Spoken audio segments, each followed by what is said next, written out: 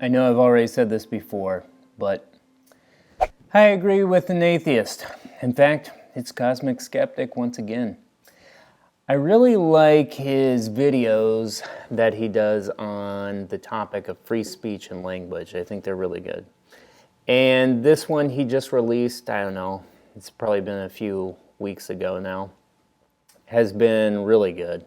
It goes over George Orwell and the topic of language. And I think this is a pretty insightful conversation he has about language, especially in the time in which we live in, where language and the loss of meaning has definitely become a much more prevalent issue. I'm Nathan Collins, giving you the truth of Christ in a Orwellian post-truth culture. Got my tattered books here. Pretty nasty. This one's like barely hanging together.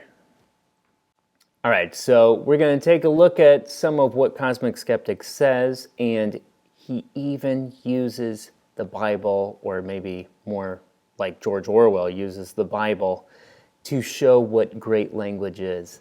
It's pretty crazy. But it happens, man. I'm like, is anybody seeing this? Is anybody seeing this? And no, I'm alone watching this, but amazing stuff. So let's take a look.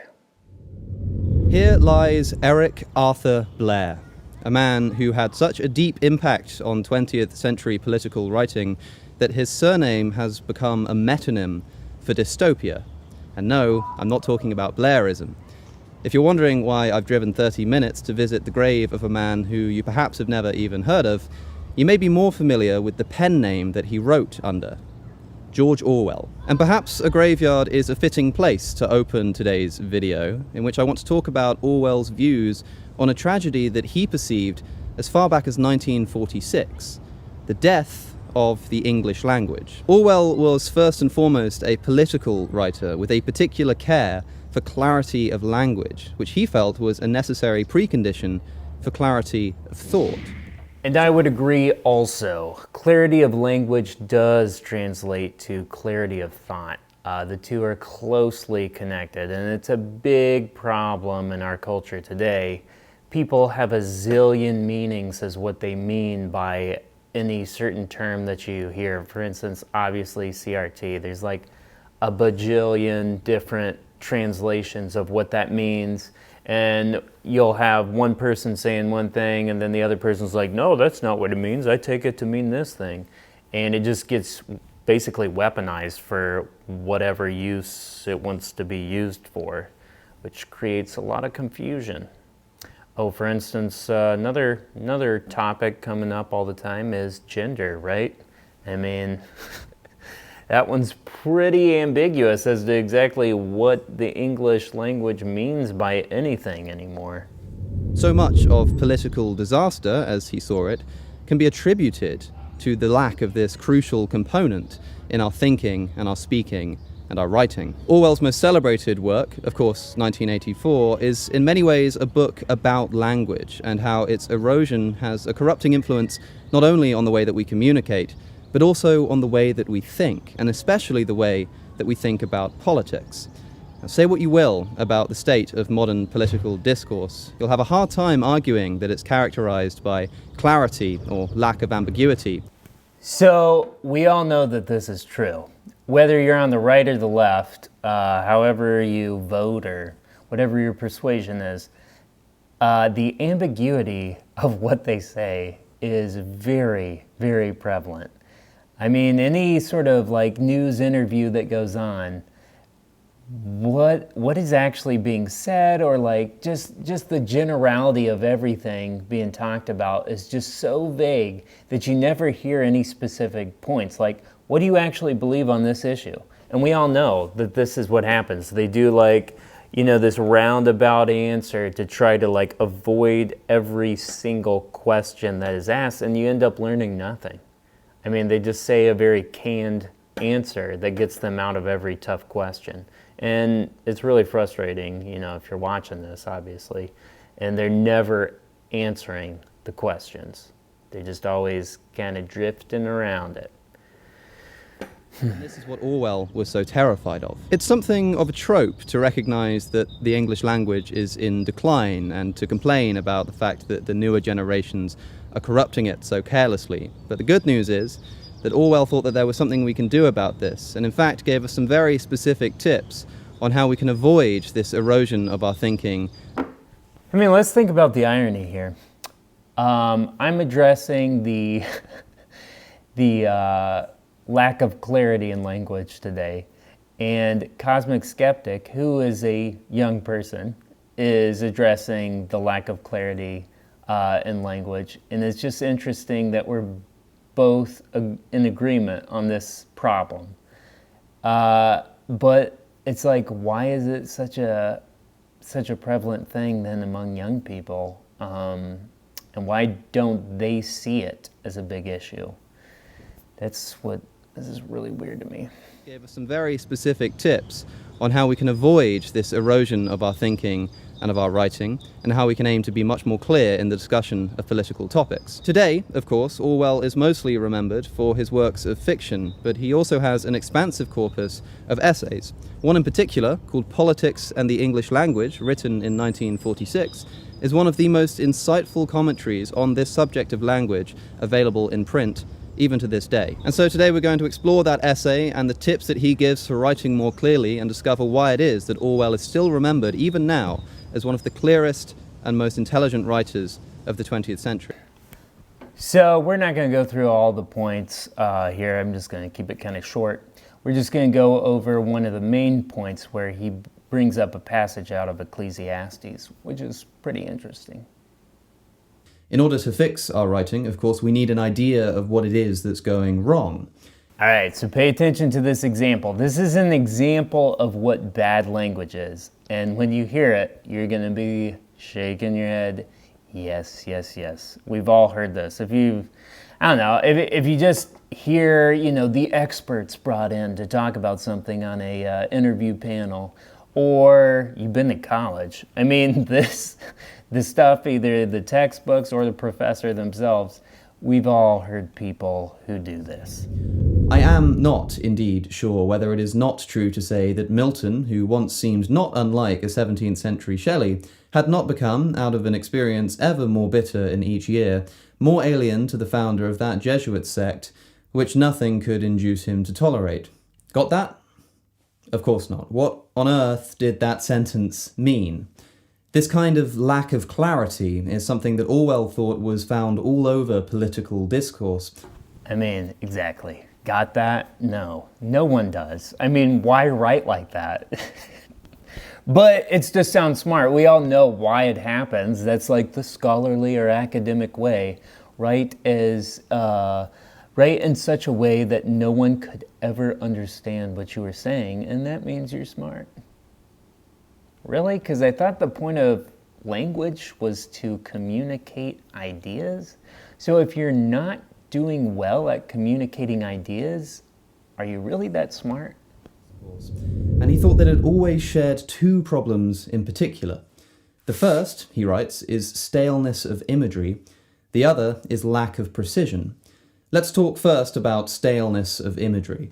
One of the most helpful ways to convey a message is to use metaphor and simile, creating unique mental images to illustrate a point. All right, so now he's going to go into what good writing is.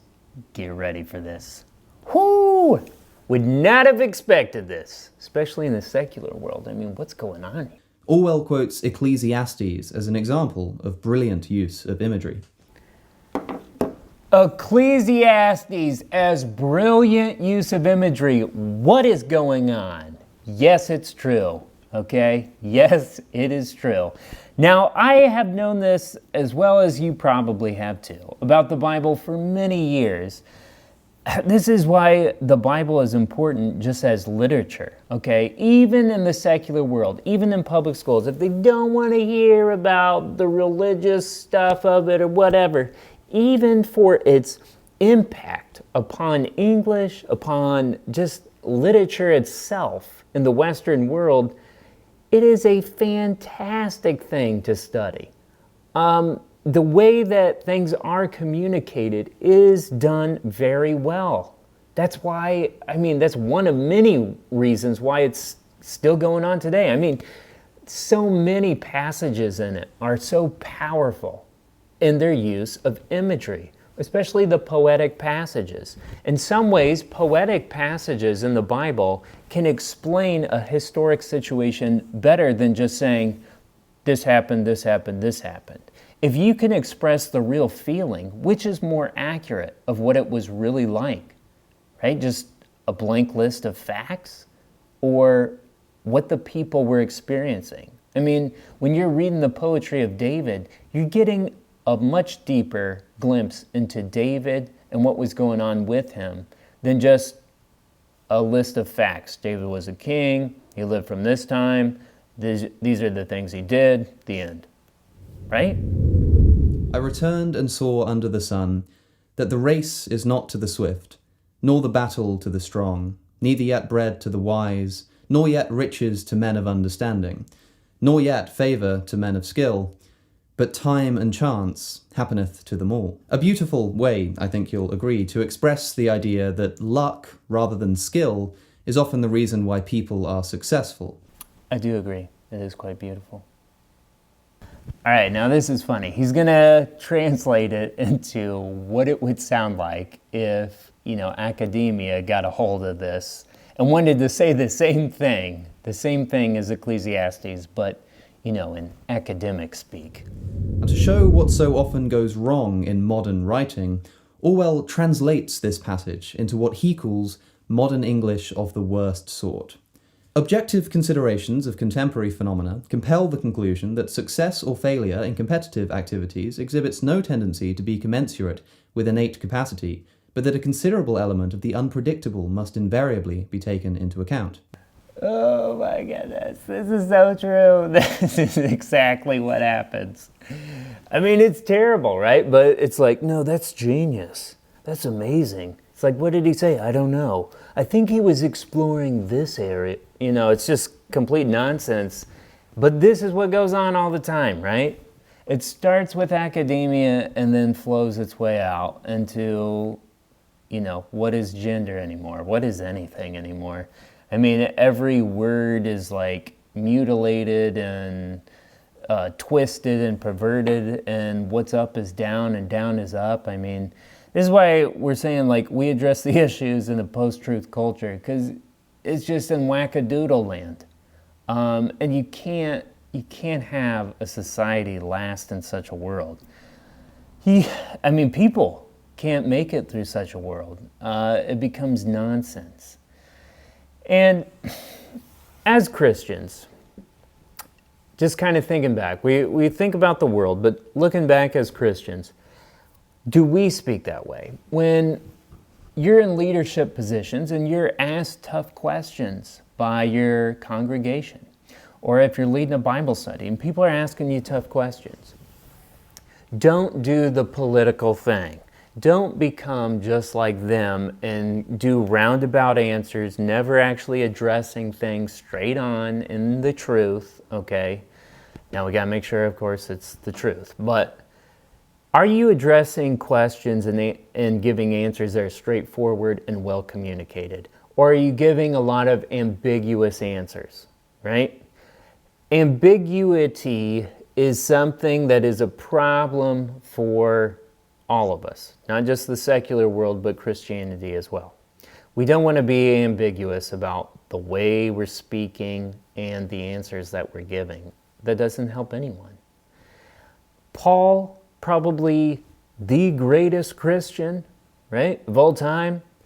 Jesus, obviously, I don't know if he really qualifies as a Christian because he's not a little Christ. He is the Christ.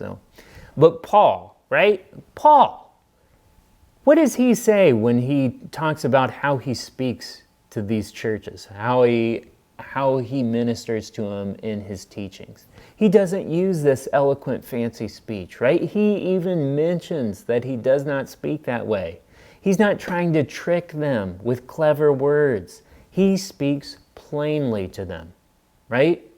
He speaks plainly to them and tells them plainly the truth. He is clear, completely clear in what he's saying. That's who we should be as Christians. We need to not be like this post-truth culture that is heading to who knows where. We need to be the light in this culture. We need to be the people who will plainly tell you the truth.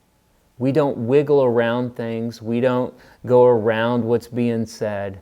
We're straightforward people. And that's the people we need to be. Well, that's all for this episode. I'd like to say thank you to my Patreon supporters. We are blessed to have you, and you keep the lights on here, so thank you.